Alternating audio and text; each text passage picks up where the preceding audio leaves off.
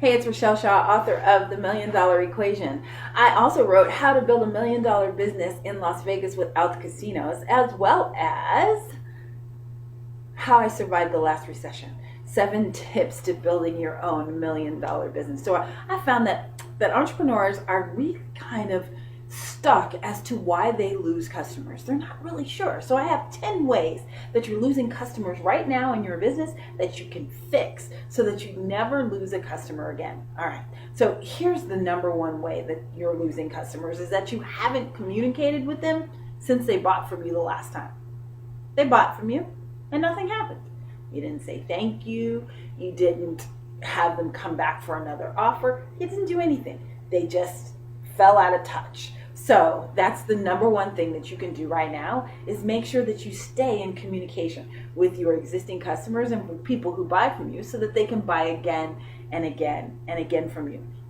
So here's the reason why you're losing customers, right? So I wrote down the list because I wanted to remember to tell you exactly how it works. One is the perception of your business. Sometimes they don't know all the things that you offer and they're buying it from somebody else without you being specific. So for example, does every one of your clients, customers, patients, whatever you call them, know everything that you do? Do they? So, for example, I have a new client that is an auto repair. Do they do tires? Nobody knows that they do tires. Nobody knows that they do brakes. They just think that they do transmissions. They don't know what kind of cars that they service. They service all domestic cars and all Asian cars, but they don't do European. So people get confused about exactly what you're offering. So it's important that you let them know which, pieces of the puzzle can you solve for them. Here's a way, number 3, is that you have a customer service problem. Okay, that's just plain and simple. The easiest way to figure that out is to be a sample customer. Pay somebody to come in and see if you have a customer service problem. Because in your brain, the way you designed it, it's perfect. But oftentimes, it doesn't turn out perfectly. It doesn't turn out exactly how you wanted it to.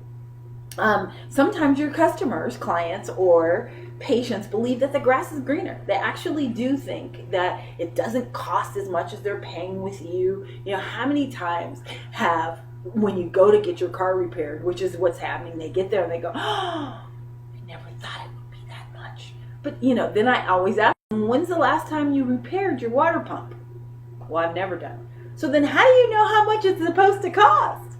In your head, you think it's supposed to cost one way, but that's not how much the investment is. So it's important that you educate your customer as to how much things cost so that they are very clear that the grass isn't greener if you go somewhere else. They have no need anymore for what you're selling. So, what happens if you no longer need daycare? If now your kid is in 1st grade and you don't need the everyday daycare, then your customer doesn't need it anymore. But that doesn't mean that maybe they don't know that you do after school care. So it's just about transitioning your customer and understand why they're no longer with you. Here's one. Nobody is paying attention to you.